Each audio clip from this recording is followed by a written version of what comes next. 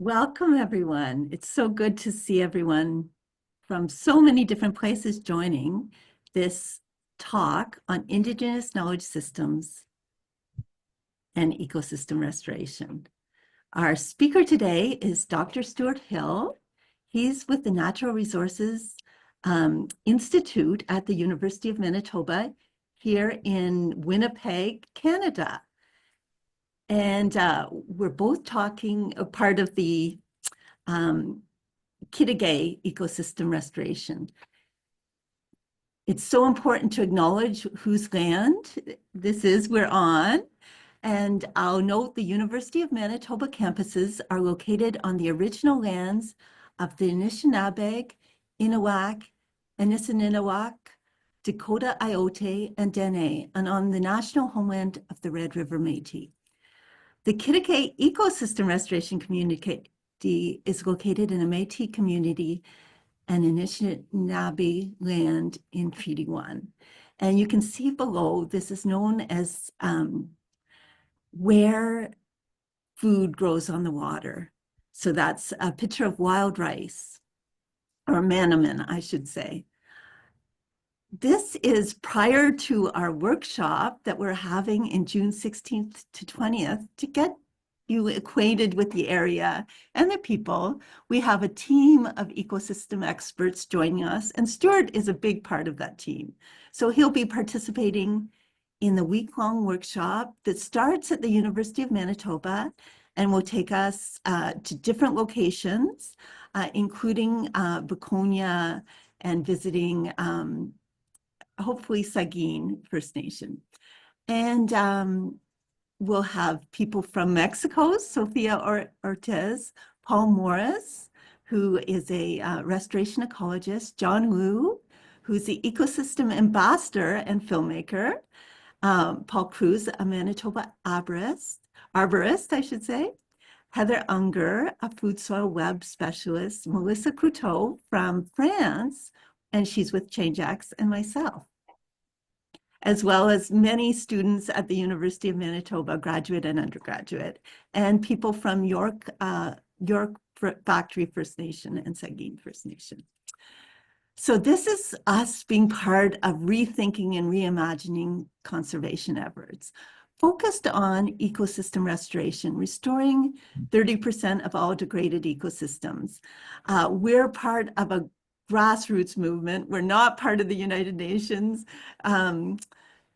funding or programming, but we're realizing that where we live and work and the ecosystem needs our help. So how can we better look at conservation efforts where we live to ensure that by 2030, at least 30% of areas of degraded terrestrial, inland, water, and coastal and marine ecosystems are under effective restoration.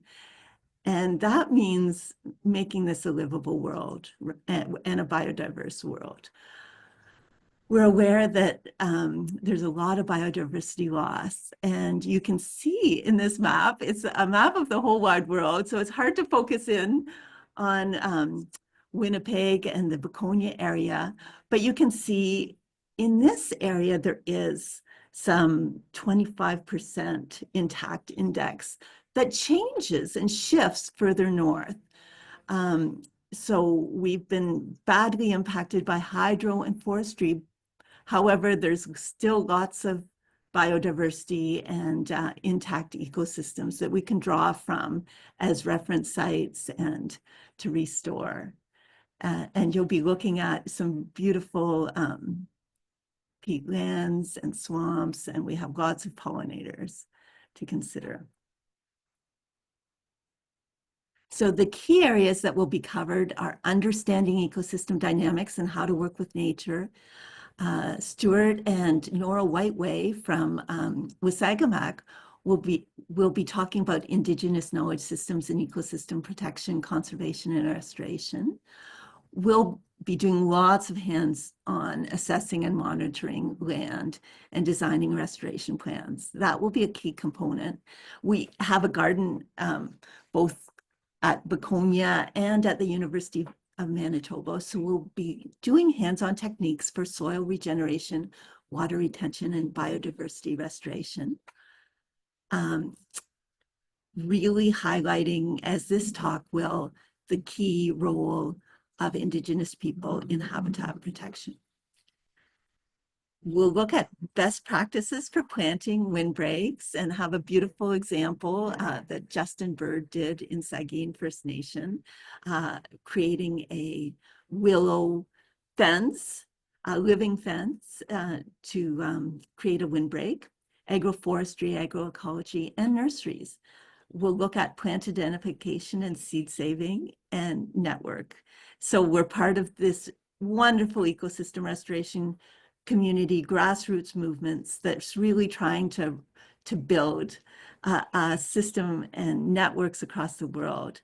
Right now, we're faced with, I just got a text on my phone, a warning, not for Winnipeg, but other areas about the wildfires in place. So this is very odd to have wildfires start so early, but it's also odd to have in Winnipeg 37 degrees in May and claims that next week there'll be snow.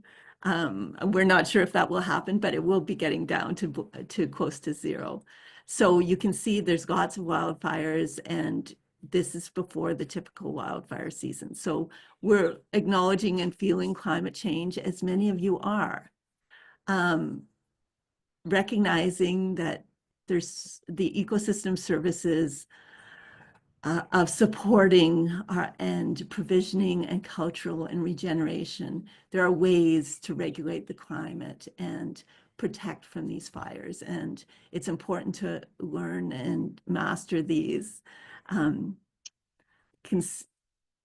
considering to draw from the knowledge of traditional Indigenous people, the traditional knowledge, recognizing that 80% of the world remaining biodiversity is within Indigenous territories, and 35% of formerly protected areas and areas with low human intervention are traditionally owned or managed by Indigenous people. So we'll start at the University of Manitoba. This was another class, a permaculture class we did a few years back, and developed permaculture plans and in association with Island Lake communities, First Nation communities.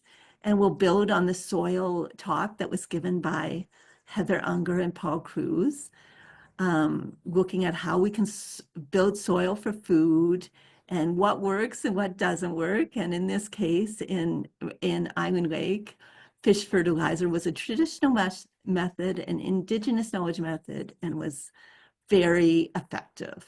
So we'll look at some of the tools we can use and how we can grow youth capacity and skills in order to make a difference. This is the location in winter. The buds and the leaves just got on the trees here. The flowers are out. The fiddleheads are up. And asparagus is up. So there's lots happening. But this was the Beconia site, which is a very special site that is part of a FEN network and has a well. So we've done some wild rice regeneration there, and you can see how important in Manitoba the ecosystem is. And Beconia is just up from the Netley Marsh that has been badly impacted by Winnipeg's sewage and agriculture. We'll look at how Manaman, which wild rice, is sacred and what an important aspect it has in ecosystem restoration, how it creates biodiversity, has many environmental benefits, and adaptation to climate change. So it sequesters carbon, it reduces methane, it reduces carbon emissions. Also considering spirituality and sacredness of which Stewart Hill will speak to in this map of Wasagamok land uses, which they allowed me to share with you. they said, our DNA is everywhere. This land is sacred. We don't want it changed. We want to conserve it as it is.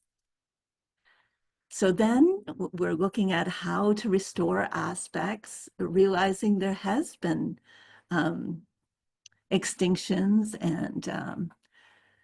and how adaptation, looking at how the ecosystem affects species diversity. We'll have be monitoring bats while we're up there, birds and insects. So that'll be fabulous. We're also looking at how Kittige, how we can, our food systems can better work with the earth. So just to sum up, the future course will be promoting people-nature relationships. So we'll be on the land. The first days, we will be looking at microscopes and looking at soil, but we have a site at the university we'll be working with. And then we'll move to different natural ecosystems because many people don't know what a natural ecosystem, what species are supposed to be here. And that's really important to ground people. So we'll move beyond characterizing people only as threats and seeing how people can steward, embracing a greater diversity of conservation tools that we will teach you, and looking at Indigenous community-led. So now I will move to the main talk, which is Stewart Hill. Stewart is a Dr. Stewart Hill from University of Manitoba. He graduated with a PhD from the Natural Resources Institute, and I'm lucky to be his co-supervisor. A few years ago, he's worked for decades with the MKO, the Manitoba Kwaitan, and organization, and we welcome him now. Okay, thank you, Shirley. This is quite an honor to speak to people from around the world. I'm pretty surprised at the distance that me. I'm not a big traveler. I've barely been out of Manitoba. It's just for work and just around Canada, and I've only been to the States once. So Manitoba is my home, and that originally I'm from God's Lake. It's a lake called, in our language we call it Manto Sakahigan.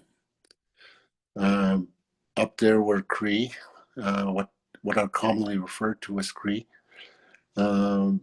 But in our language we say Inniniw, and in its root form, that word means human being. So it's older. It's a very old concept. It's an ancient concept, referring to ourselves as human beings, acknowledging ourselves as human beings.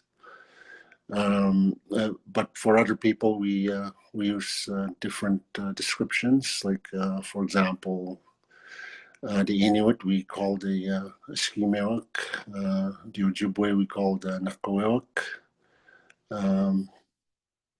and the Dene we call the Chipwanak, and they're just descriptive words.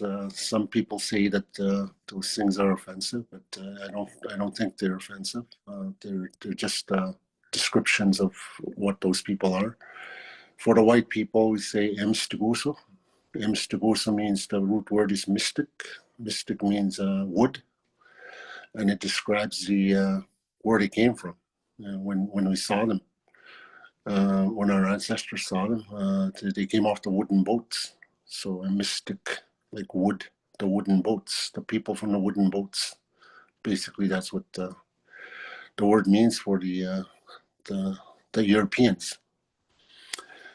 But in terms of where I come from, I'll just describe a little bit where I come from. It's important for us in our culture to tell people where we're from, what qualifies us to talk about what we talk about. I grew up in a settlement known as God's River in God's Lake. And then later on, we moved it to a bigger community of from God's River to God's Lake Narrows. But we've always been God's Lake people. God's Lake is a lake that's pretty big. It's 20 miles wide, about 65 miles long. And I like to think that I know that lake pretty good because I used to guide in my younger years in that lake. And I learned from my late father and my late older brother. They were trappers, they were hunters. So in my early years, I did grow up with learning the skills of the land. Like I hunted, I fished, I trapped, net fishing, a lot of angling. Angling I still do to this day. My father was a trapper, freighter, guide, anything that offered itself. Back in the day, in his day, men traveled a long way to find work. And he told me stories about working in Boisevin here in southern Manitoba. And he worked there for, he said, 15 seasons. And he said he could see the United States border from where he was cutting hay and like working the land. So he told me about those stories. And then during the war in the early 1940s, he told me stories of, the Cree men being brought down to the south to work the farms while the men were off fighting the war. So he told me that. So the Cree men did contribute quite a bit to keeping the food production while the men were off fighting the war. In terms of my upbringing, like I said, I was brought up on a reserve settlement and then the reserve. I remember we had no running water. We used an outhouse. We hauled our own water every day. And I remember the days when we had no electricity. The electricity to God's River when didn't come till about the mid 1970s. Before that, we used kerosene lamps and those lanterns. And then of course we had wood stoves. So I grew up doing all of that. Cutting wood, hauling water, using what you call the honey bucket, and and these were the days when Canada was thriving. There was nobody lived like that, but we did. And as First Nations, I've come to understand, and I've come to realize that we are marginalized in Canadian society. And that was the topic of my my thesis and my PhD, and then I was talking about asserting governance over our territories. And one of the other thing I've come to realize is that the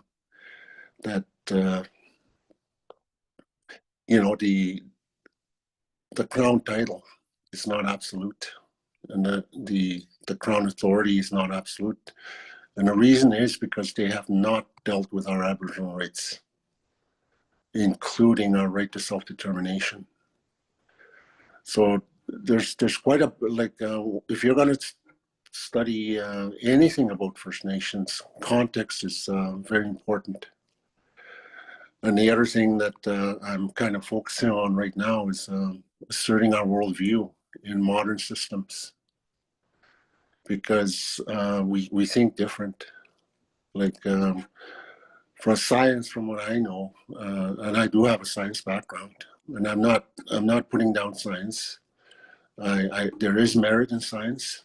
I can see the value in it. But the thing is that science is, everybody thinks that science is superior, but it depends on how you think. I'm talking about worldview here, what the anthropologists called worldview. But the way the European system works is that, from what I've come to understand it through science, is that it's a very linear way of thinking, and it's very top down.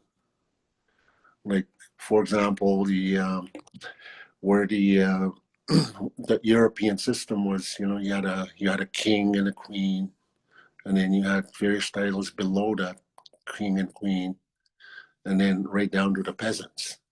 So it's a kind of a very hierarchical system and linear. Whereas the way we think, we think in a circle. And in that circle, there's 4 quadrants. And the one to the east is the spirit that's in us. The next one is the physical, and that's our physical bodies, the physical bodies that you see here.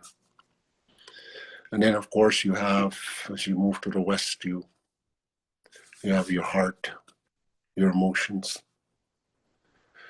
And then to the north, you have the mental, and that's your ability to think. So those 4 things are what make up our worldview. The spirituality, the spiritual, the physical, and the emotional, and the mental. Now, if you correlate those 4 things to, let's say, an ecosystem, the spiritual is pretty self-explanatory. All of us have a spiritual connection to the natural world. We all do. And there's a spirit in us that exists within us, within our bodies. And that is a pure spirit. And it's from the Creator that put that there. When we're born into this world, we possess a spirit. And that's in the Eastern. When we're babies, we come out into this world as babies, and we possess a spirit. Just like the sun that comes up from the east. And as you move to the south, you look at the physical body, and that represents the physical growth that we go under when we're children into adolescence. We do a lot of physical growth. That's why the physical is into the south. And then as we grow into adulthood, we learn how to manage the complexities of our emotions. And then as we grow from adults, we grow into we gain wisdom by having journeyed through life. And then we become elders. And that's elderhood to the north. Now, if you look at the ecosystem, we have a spiritual connection to the natural world. There is a physical world that we can see. Rivers, lakes, just look out your window. There's the physical world right there. And then, of course, there's an ecosystem, the complexity of the ecosystem. And, that's represented in the emotional quadrant.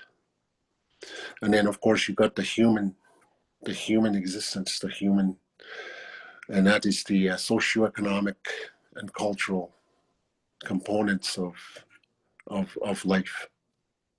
And if you look at that circle, the upper quadrant is the human world, and the lower quadrant the lower part is the natural world.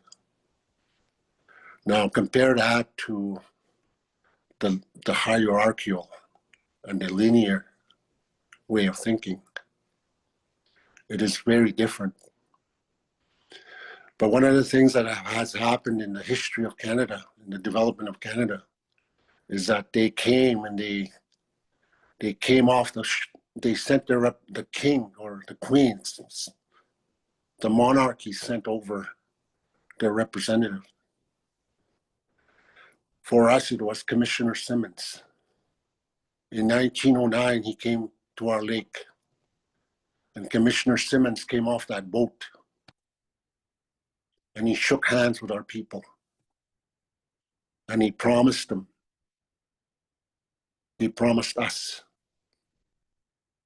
the monarchy, the British crown will take care of you. Not only take care of you, but they promised us prosperity. Prosperity that has never materialized. And that's what we're fighting for today. Because the story that I was told by my late uncle, he was 92 when I interviewed him, and he was from Oxford House, which is just close to our community there. What he said was that when I asked him about, he was 92 years old, and I asked him about what he knew about the treaty. And he said that he knew those men that were at the treaty signing. And he qualified his story by saying that he knows that those men told the truth. And by extension, I can say that I know he told the truth. And by extension, from me talking about this story that he told me, you can be rest assured that I am telling the truth. And the story that those men that he told about that treaty was that what Commissioner Simmons did was he took 2 blades of grass and he put them on the ground. He broke one blade, and he said, "Do you see this broken blade of grass? Those are the half-breeds. They will not grow because they do not have a treaty with the Crown. But do you see this full blade of grass? This is going to be you. You're going to grow because you have a treaty with the Crown." Now, to me, how would the people have understood that? To me, what that means is that he was promising, the British Crown was promising us prosperity that has never materialized. As a matter of fact, it's rife with marginalization. It's rife with systemic racism. And that's what we're fighting today. It's ingrained in the constitution of this country. And part of that, what was taken away from us in that unilateral interpretation of that treaty. By the way, I did read Commissioner Simmons' report where he went to Oxford House and then our community and then on Twilight Lake. I did read his report from the archives. Not once does he mention those 2 blades of grass. But that 2 blades of grass story needs to be told. It needs to be interpreted. Because in the unilateral interpretation of that treaty, the Crown said that we surrendered our treaty. We surrendered our land. We gave away our land. But I find that hard to believe. You know why? Because the land is the source of life. I do not see my forefathers and my foremothers and my grandmothers and my grandfathers and my ancestors giving away my source of life, the source of life for their children and their grandchildren to come and the generations to come. I do not see that. It's very hard to believe. But in the unilateral interpretation by the Crown of that treaty, it has resulted in destruction of ecosystems. And I like to use as an example of hydroelectric development, which is it floods a lot of land. It disrupts whole ecosystems. And the people that live there, that require natural, healthy, living, biodiversity land and resources, they get impacted quite considerably. And if you look at, and this is from scientific management. This is from a science-based management system.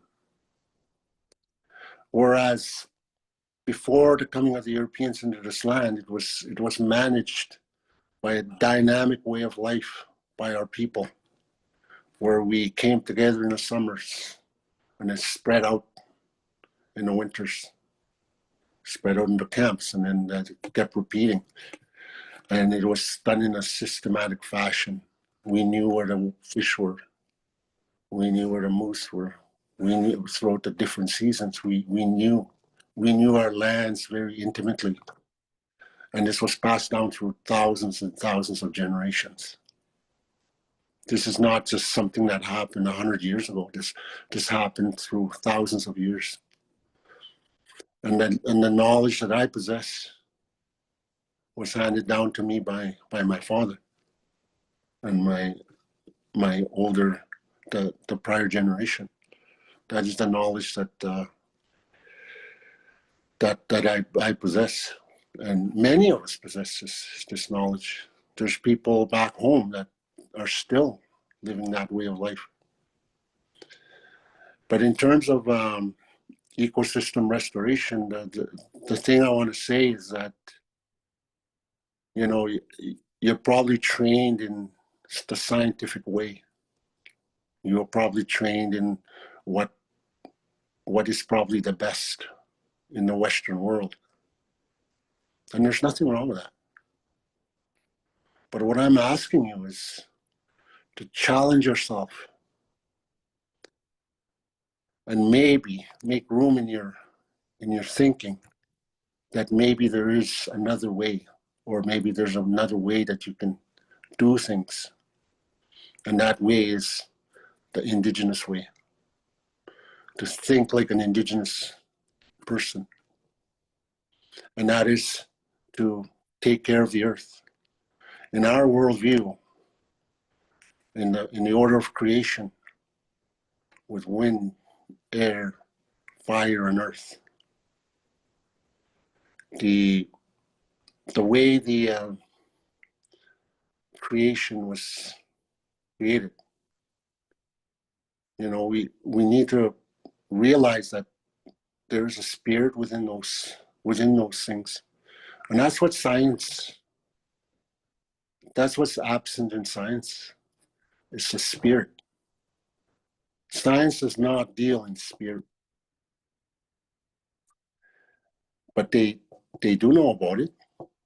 But science does not have room for consideration of the spirit.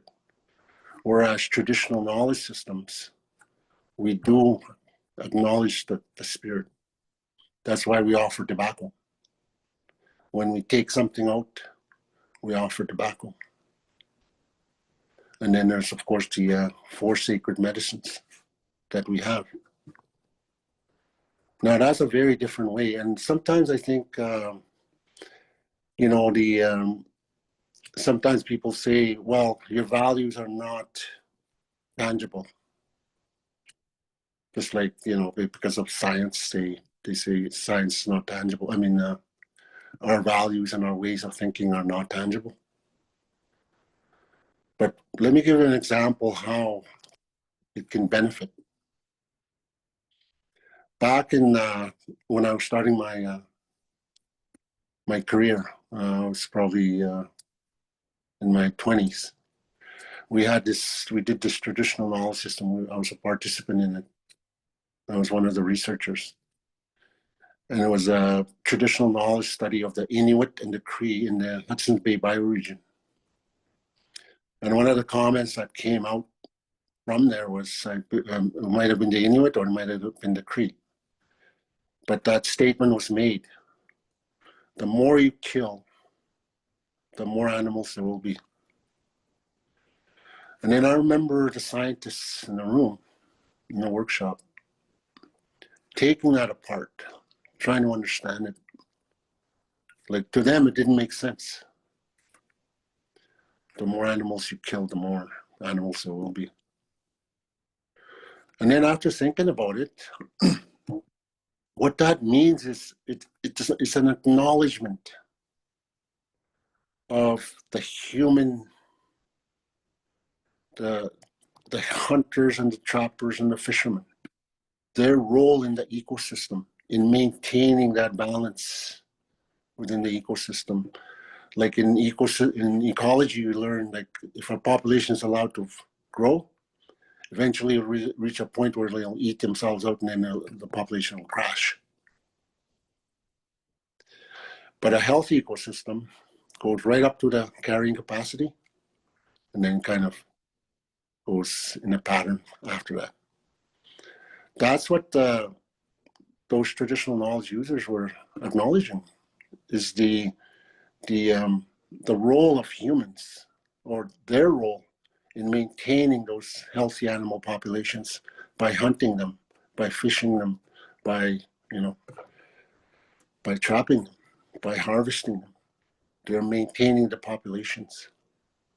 Another thing I heard an elder say was that an ecosystem is like a house. He said, if you don't take care of your house, it's gonna start to deteriorate. It's gonna start to break down. But if you take care of your house, it'll stay good for a long time. And that's what he said. He said, that's the same thing with the earth. He said, you have to take care of it. And in our worldview, that's our responsibility that was given to us by the Creator in the order of creation. Plants have a gift. Plants have a spirit and a gift. So do animals. And us as human beings, we have been given the responsibility to take care of the earth.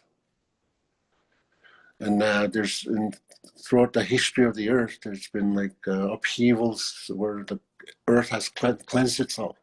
First was by fire and volcanoes. Second was by ice. Third was by water. And that's in southern Manitoba here, it was Lake Agassiz, and then the Tyrrell Sea. And then if we fail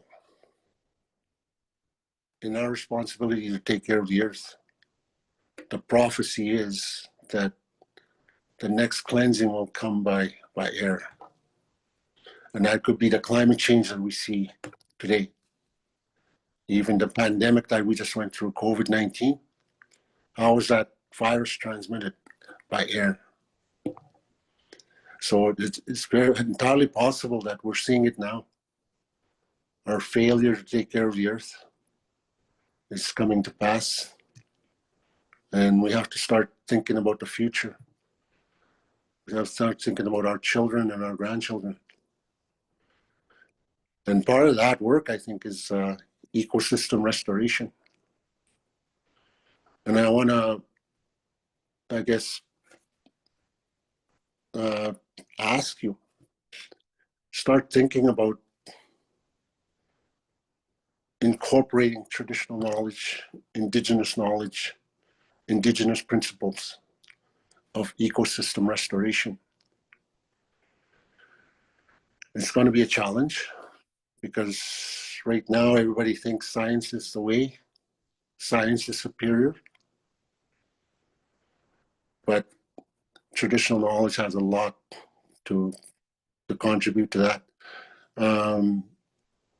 But they come from different worlds, they come from different times and different ways of thinking. I always say, like, it's like comparing apples and oranges. The guy I learned from quite a bit was a scholar who was trained in quantum physics. He's a Blackfoot. His name is Leroy Littlebear. You can Google him. He has lots of videos. And he's a Blackfoot that was trained in Harvard. And he compares his Blackfoot knowledge with scientific knowledge from the perspective of quantum physics and the perspective of the Blackfoot worldview. So you can learn a lot from him. Google him. But what he says, the way he puts it, is that traditional knowledge has a very different fundamental formula. Science has a very different fundamental formula. And he says you can't really mix them because they're too different. But he said, so don't worry about it, he said. But the way I like to put it is apples and oranges. You can't turn an orange into an apple. You can't turn an apple into an orange. But you can look at the commonalities of both. They're both fruit. They're both good sources of vitamin C or citric acid. They're very good source of fiber. Now, if you take the apples and oranges and then you cut them up, mix them up, they make a very delicious fruit salad.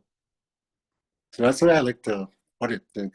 And it doesn't matter which pieces go where, as long as they're mixed in together. And that's about inclusion,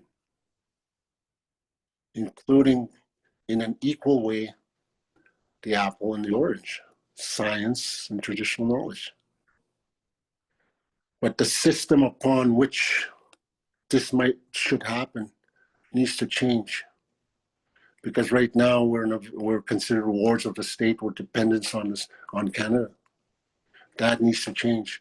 The laws need to change. The policies and the regulations upon which laws are implemented, those need to change to make room for us. We can no longer be in the margins. You're coming to us for answers for climate change. Yet we only make, what, 2% of Canada. Yet you're coming to us as Indigenous people for answers to climate change. And all kinds of things, like ecosystem restoration. You know, if you want that knowledge, you have to give something back. That's the law of balance. That's the law that we live with in our Indigenous ways. Is if you get something, give something back. If you take something, offer something back. For us, we acknowledge the spirit. Like if we take plants for medicine, we offer tobacco. That's sacred tobacco, and that comes from the Creator. We acknowledge the spirit of that. That's the spirit of that plant, or the spirit of that fish, or the spirit of that duck, that goose. You know, whatever gave itself to us, we acknowledge it with tobacco or some kind of acknowledgement with the to the Creator. So that way of thinking needs to be brought into ecosystem restoration, because ecosystem is a very complex system. And if we're going to restore it, ecosystem restoration is kind of akin to giving back. It's akin to living up to our responsibility to take care of the earth. I heard another elder say that we didn't just use the land, we took care of the land. And I always wanted to ask him, he's still alive today. While he's still alive, I wanted to ask him, what did you mean by that? We didn't just use the land, we took care of it. How did you take care of it? But I kind of know, because he was a friend of my late father's. I remember my father pointing out trees in the lodge site. He said, me and his friend were the ones that planted these. They were little saplings. Now you should see them now, like they're way, way up. They're big trees now. So maybe that's what he means. Take care of the earth, you know, to plant and make sure like that other elder said to me so many years ago, it's like a house.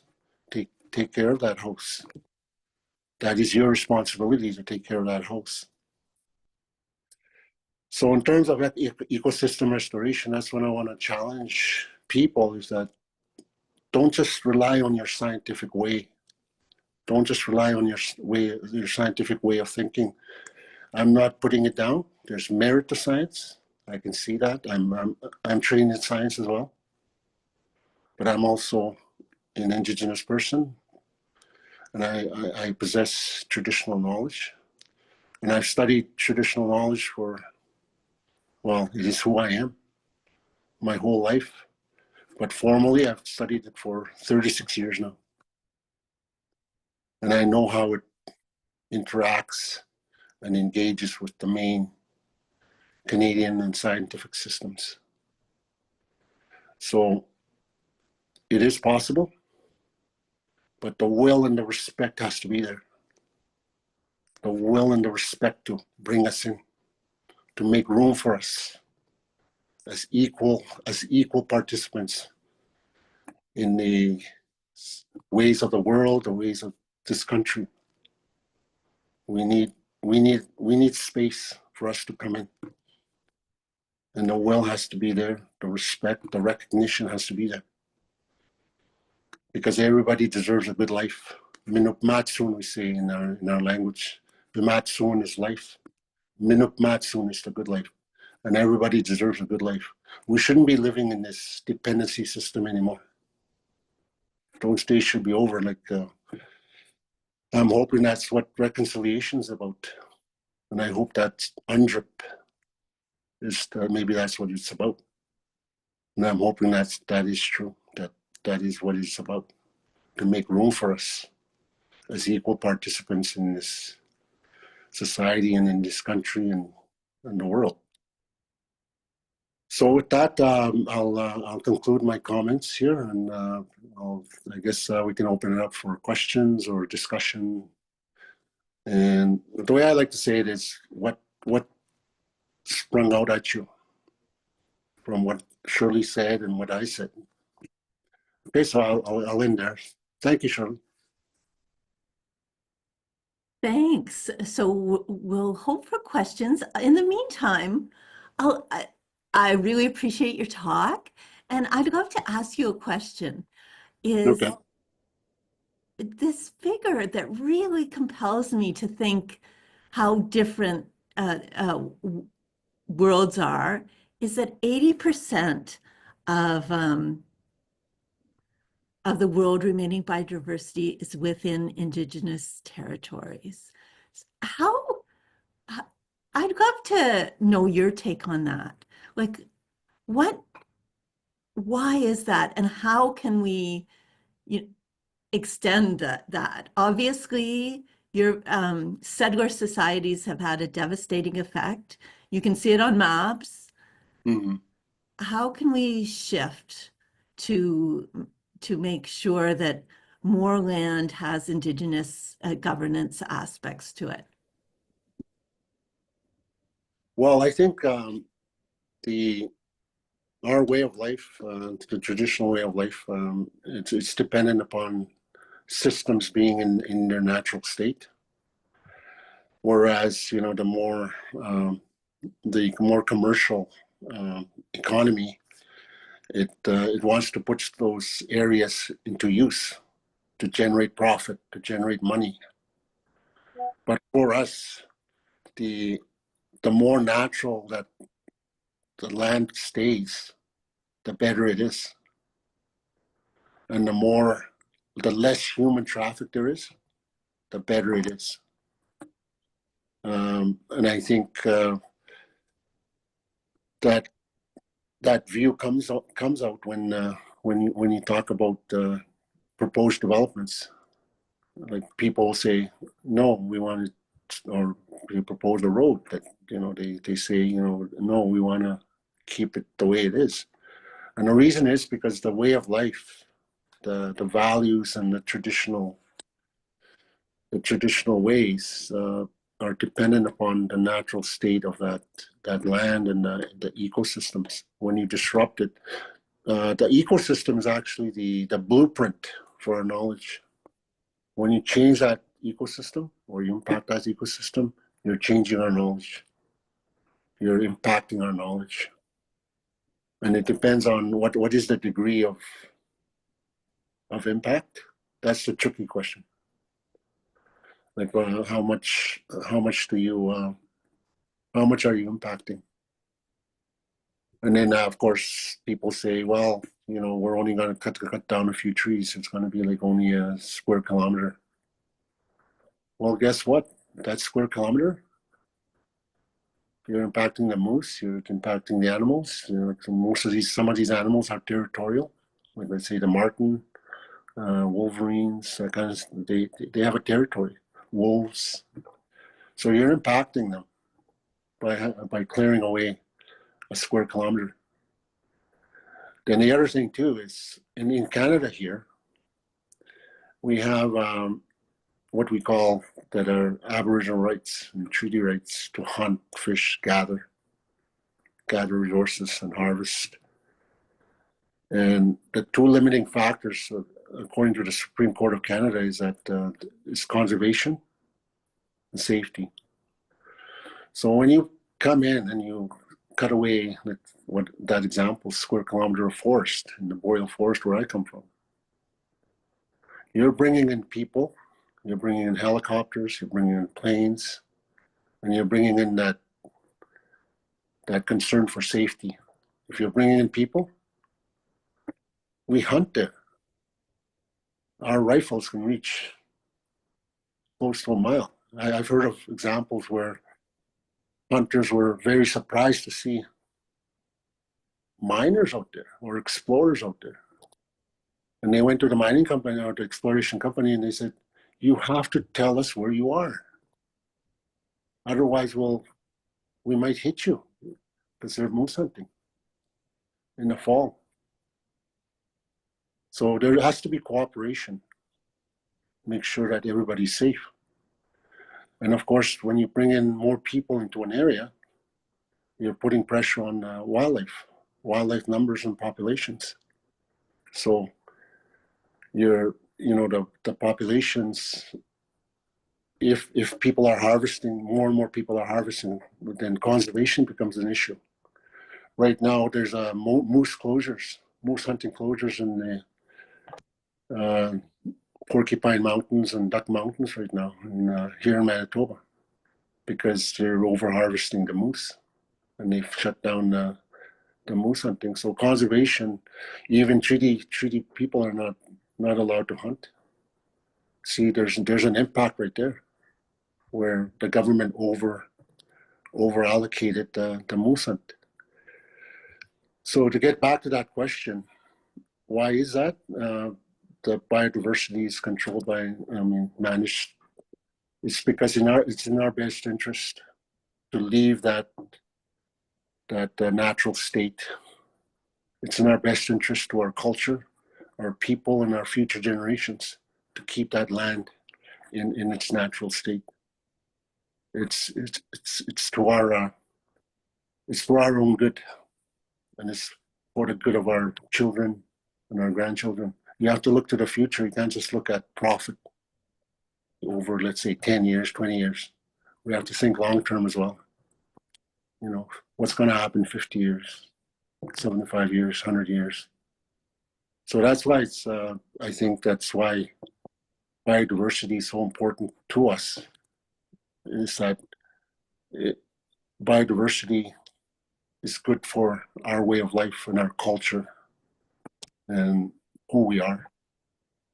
Who we are is connected to the land. You can't separate us from the land. We're one. And with our Creator. It was our Creator that gave us the land. And that's the natural law. And it's not just a natural law from our perspective, it's also in the Bible, in Genesis. But we knew that long before the coming of the Europeans. We knew that already. We didn't need saving. We were already living with systems that were probably very dynamic, very, very effective. That's why the Europeans came and they found what they considered pristine land. But it wasn't empty. That's the way we managed it. For thousands of years, we managed it like that. And that management system, through a dynamic way of life, has never been acknowledged, that we kept it like that for thousands of years. That needs to be acknowledged, including in ecosystem restoration. We have to acknowledge that we know how to manage complex systems through the way you live, through the way you do things and the way you take care of things. Okay, so that's a bit of a long answer, but That's a the great, answer. beautiful answer. Yeah. I remember Victor Harper saying to me, the land is perfect the way the Creator made it. And Yeah. this was a community in Wasagamak that's one of the most remote and economically poor, but and culturally rich. It's everyone speaks the language. And he said, yeah, we don't want mining development. We don't want it, development forced on us. We want community development. So a very different focus is, yes, you should have housing and running water without the impacts. And the idea of ecosystem restoration is here in the South, where it's been so impacted by settlements and industry, is looking at these reference sites to even remember what a natural system looks like, right? It's been so subverted.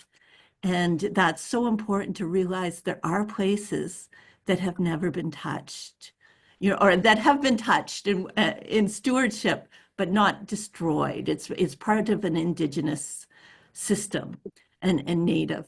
Now, there are a number of questions, so if you don't mind, Stewart, I'll ask you a few. One is, how can I best learn about traditional knowledge? So he's saying maybe apart from the scientific way of pursuing a study on traditional knowledge, so more, I think, grounded. Okay, I think one of the best ways is to get into a relationship with a community. It doesn't matter which community; it could be any Indigenous community, any tribe, any culture. But you have to develop that relationship. You have to develop that trust with the people. And the other thing too is that, and this is again advice from Leroy Littleberry, said, if you want to know traditional knowledge, learn an Indigenous language. And he said, you'll find out how we think. Once you start learning that language, you'll see where that where that knowledge comes from, where that appreciation for the spirit and the natural world comes from. Like me, I'm a fluent speaker in my language. And when I learned about traditional knowledge or traditional worldview, I found that I knew the parts of it. What I didn't know was how they fit together into a framework. So when that guy explained it to me, it was like light bulb went off my head. Oh, okay, that's how it fits together. So I think, like, if you want to learn traditional knowledge, I think that's one of the things. One of the most important things is that relationship. And the other thing too is that needs to be considered is that I've come to realize not too long ago is that make sure that there's political stability in that relationship. If there's no political stability, if that respect is lacking, if there's that relationship is lacking, then you're going to have a hard time, or that's going to be a difficult process. And read up all you can, learn from people like Little Bear. Listening is a very underrated skill. Listen, like when an elder's talking, listen, just listen.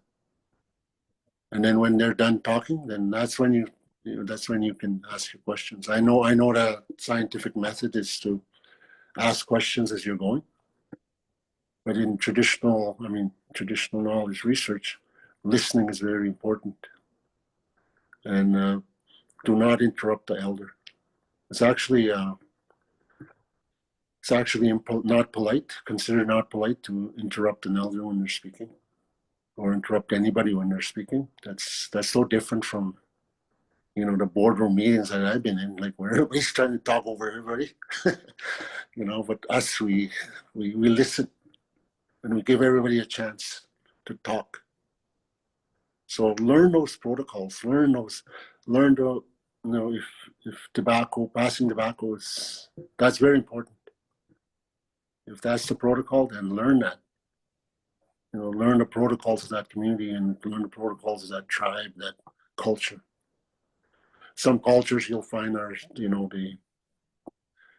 they're so impacted or so oppressed that they don't know their systems. That includes my community, but we're starting to see now the coming back of the sweat lodge. There's a couple of sweat lodges now in my community. They do a sun dance every year. So, you know, so learn those things, read up all you can, and learn about those people that you're working with. And if you can, and I know this is sometimes very hard, go spend time in that community. Go hunting with them. Go fishing with them. Go trapping with them. Go with them out on the land. I don't know why people think that, you know, that our knowledge is only anecdotal. What's preventing you from going out there? Money? Well, get the money and hire a boat or hire a skidoo and snowmobile and just go out there. Sometimes the only barrier to that is the money or the funding. And people get this assumption that our knowledge is only anecdotal. It's not, it's highly organized. And we know that land. We're the ones that know that land the best. And an elder told me that, and he's right. And in most of our territories, we outnumber everybody sometimes by 95%, especially in our area in the northeast side of Manitoba. We outnumber them by 95%. It's 95% Indigenous, sometimes as high as 98%. So we're the ones that know that land the best. So one of the things you can do is spend time with them, create that relationship, and show that respect, and that get to know their protocols, get to know them, and and just to be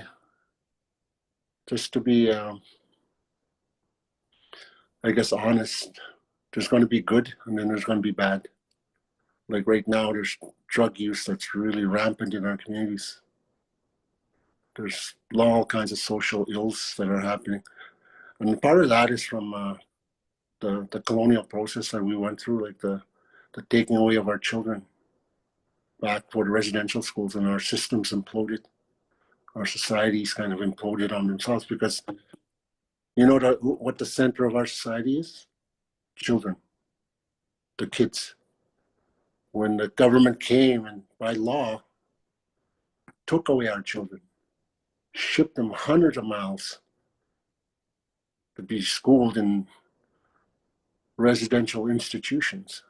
They're not schools, they're institutions, residential institution. They basically took away the center of our world, and our systems imploded. So there's going to be good, there's going to be bad. In my years of research, it's not always been a smooth ride. You know, I've had a person tell me, you know what, I don't have time for this BS. I had an elder refuse to do a second interview with me because I was asking too many hard questions, like, what year was this? Like, I was just starting out. Probably one of my most valuable lessons. Listen. That was where I learned that, and I learned it very early in my career. That is to listen. Just ask the question, general question. Okay, where you come from? Tell me about your life, and then just sit back and listen. Listening is very important in learning traditional knowledge, and that informal setting. You know, sit around a fire, or just go have a cup of tea with an elder. That's how you learn. So I guess that's kind of the answer I would give to how you learn traditional knowledge. Brilliant. I remember interviewing Victor Harper many, many times, but it was out in around a campfire that was the best interview ever. And Victor Harper is an elder from Island Lake. It went so deep and so, poetic. There's another question. Sometimes the animals and plants seem confused by the changes. And he was talking about deer eating corn. So not eating their natural foods, but eating corn. And they no longer taste gamey. They taste more like, I guess, beef or, yes. So do you feel that animals are being confused by all these ecosystem changes, and what does that mean? Okay, I have an example of that. When we were doing interviews in around Fort Severn in Hudson's Bay bioregion, hunters were reporting that the geese were no longer coming in from the south. No, they weren't leaving straight south. They were leaving southwest. And they think the reason is because they're flying to the farm fields, the farmers' fields. So they were changing their direction by going southwest from the Hudson's Bay coast. They were so that's an example of animals taking advantage of the food source that's available, right?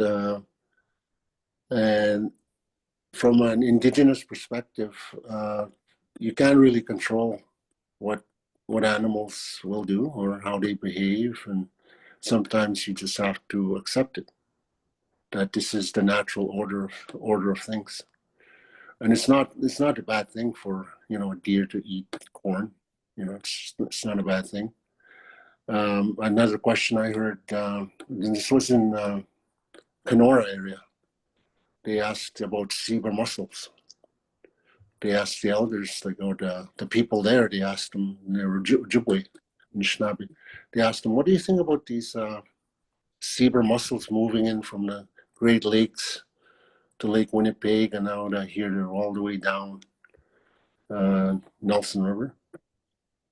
And their response was, if they're meant to be there, then that's where they're meant to be, according to the creator and the natural order of things.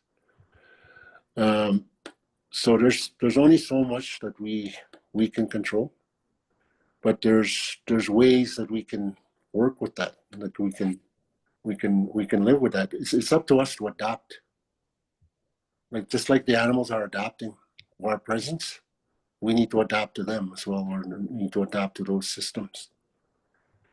And it's so important now because of climate change. I always wonder, like, do we even realize the extent of adaptation that we have to do? Like, Shirley, you talk about the housing and the different forms of housing. That is right in line with adaptation, adapting to the changes that are coming. And I think those changes need to be made now. And I know in Canada there's a federal law that says we have to be net zero by 2050. That's only 25 years away. And we have to start thinking now about how do we reach that net zero. And we have to start changing the way we build our houses, the way we live. Maybe we need to spread out. Maybe, I don't know, but that will needs to be there, and that realization needs to be there, that we need to adapt for our own good and for our own survival. It's all about survival. It goes back to survival, right? But at the same time, living a good life that the Creator intended for us to live. So that adaptation needs to happen, not only from us. The animals are also adapting. Like with climate change, they're moving north. For example, in my lake when I was growing up as a boy, I never saw pelicans. Now there's hundreds of pelicans because the weather's warming, and And then I thought about it, and the term invasive species, I don't like that term. You know why? Animals are just adapting. That's the natural order. They're not invading my space. They're not in, they're doing what comes natural to them. So invasive species, I think, needs to be reworded. They're not invading anything. They're just responding to the natural order of things, the natural world. So I don't know if that answers it, but that's basically how I would respond to that. Yeah. So species are opportunistic and Yeah. yeah. Um, and we have some home builders here, so I'm glad you mentioned houses from York Factory First Nation, York Landing. And they're doing a really different design using passive solar, creating capacity building in their communities. And we'll be going, the next class is going to involve some aquaponics up there.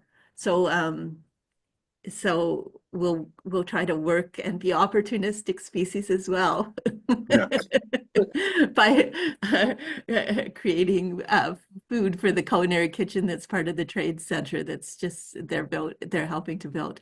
There was a question from Shadrach, who is one of the home builders, on waste management being addressed in First Nations. So this idea that, you know, First Nations communities have been infrastructure poor for so long, and that's resulted in dump sites, so not engineered, but and so considering how First Nations have to that waste management is a priority for First Nations. They do not want polluted ecosystems.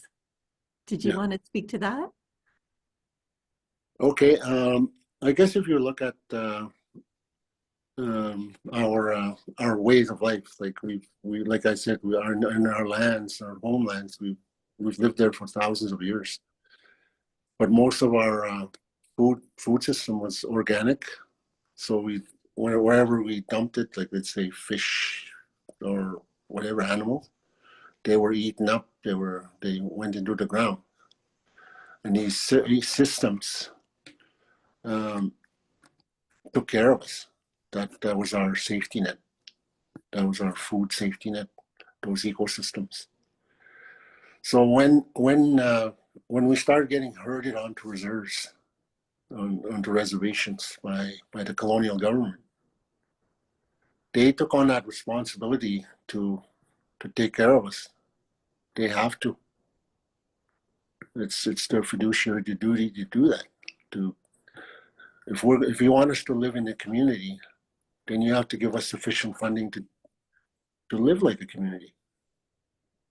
And sometimes that doesn't happen.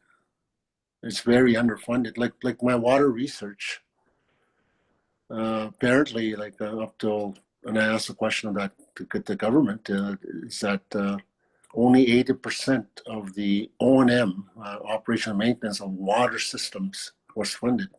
80% minus fees that were charged.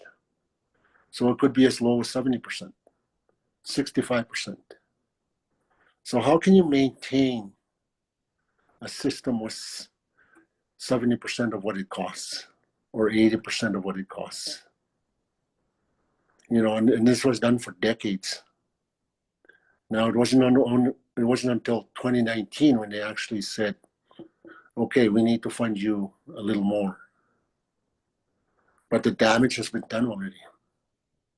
We have insufficient or deficient dump sites, landfill sites. We have insufficient roads. We have insufficient water systems.